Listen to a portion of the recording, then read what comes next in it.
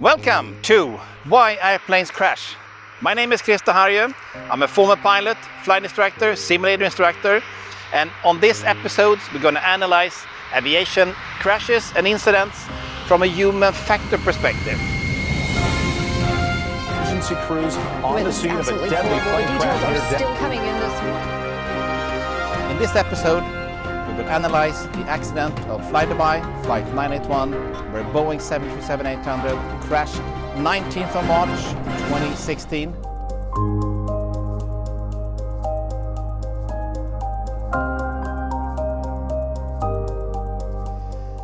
There were 55 passengers on board, 2 pilots and 5 cabin crew, and there were no survivors. Both pilots were experienced and had together accumulated almost 12,000 hours, thereof 5,700 on the Boeing 737-800. At the time of the crash, at 0342 local time, 0442 Dubai time, the crew had been on duty for 8 hours. In the left seat is the commander, and he is pilot flying. In the right seat, the co-pilot, and he is pilot monitoring. The investigators found several contributing factors to this crash. And some of them were the crew were not go-around minded, the absence of the commander's leadership, especially the last 70 seconds, the commander's psychological incapacitation, the lack of instructions from the operators in the operating manual for the co-pilot to deal with an psychological incapacitation.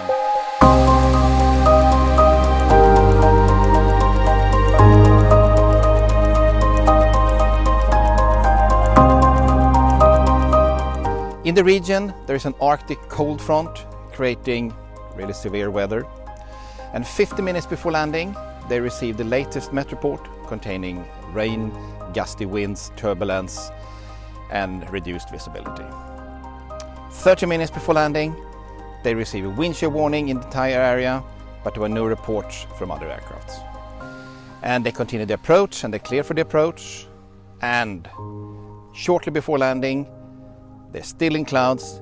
The commander disconnects the autopilot and the autothrottle. He takes away the automatics, which is a bit strange because in poor weather situation, you definitely want to have your automatics engaged.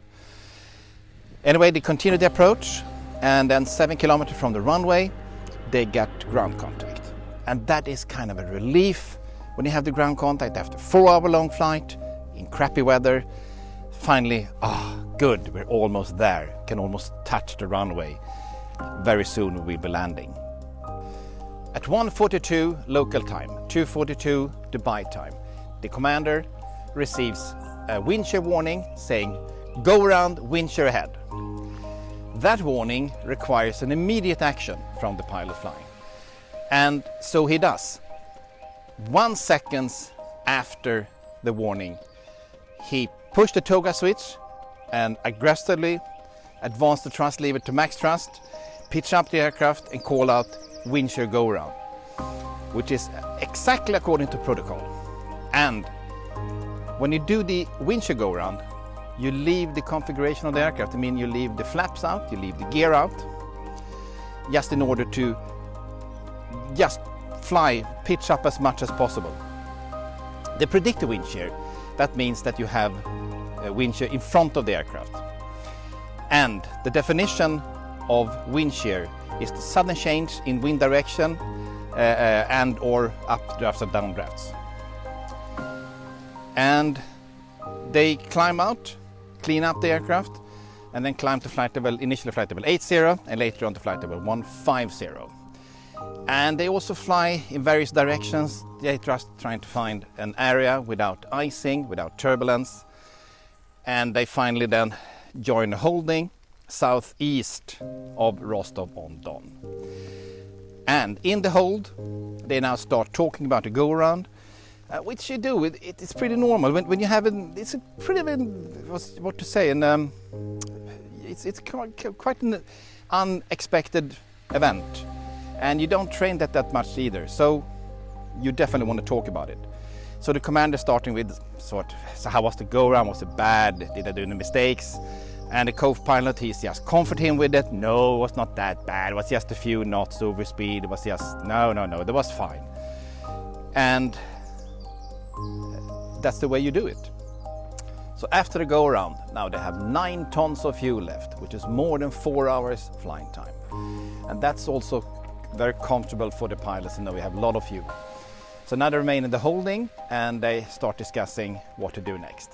In the meantime, there is an Aeroflot approaching Rostov-on-Don who makes 3 attempts, 3 go-arounds, then divert to their destination alternate, which is Krasnodar. And there is also departing aircraft reporting of strong winds, turbulence and icing. Now in the holding, the commander calls operations on the satellite phone just to inform them about the situation, and they also support him in remaining in the holding as long as possible, just try to wait out the weather. And they also talk about the alternate, and they have 2 possibilities, it's Krasnodar or Mindelynje. And both of them have favorable weather, but they're 45 minutes away. And they decided to use the Mindelynje as their alternate. So the operations then file a flight plan for them. And then the crew sort of start preparing for this. They look in the charts, they look in the FMS, they look at the plates, just to prepare. And I would say, in my opinion, so far they handle it very well. And they're really preparing for this one. They also now prepare for another landing in Rostov-on-Don. So once again, they go through what they're going to do. The captain talks about what they will do in case of a wind shear go-around or a normal go-around. And I would say they are really, really prepared for the next approach. Between the go-arounds, it's about 2 hours. And 1 hour is then in the holding. And after an hour and a half, they then prepare for the go-around, they set up for the approach, they brief the approach, and then they request descent.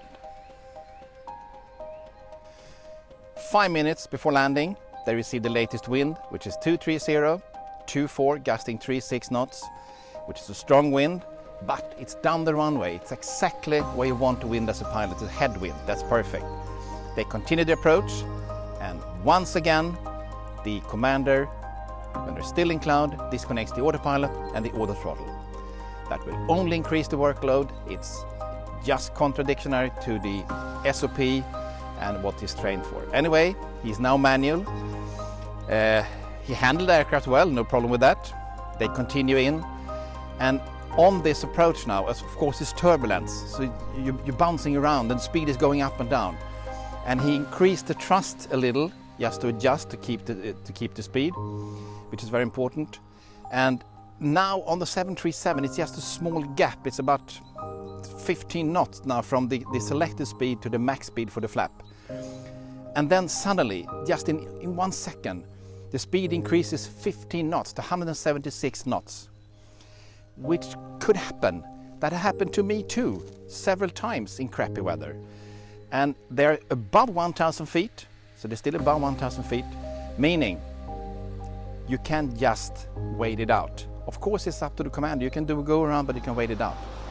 In this case, the commander instantly decides to abandon the approach to make the go-around. So the co-pilot, he calls out check speed. At 3:41 local time, 4:41 Dubai time, the commander pushed the toga switch and advanced the thrust levers to full thrust and pitch up the aircraft.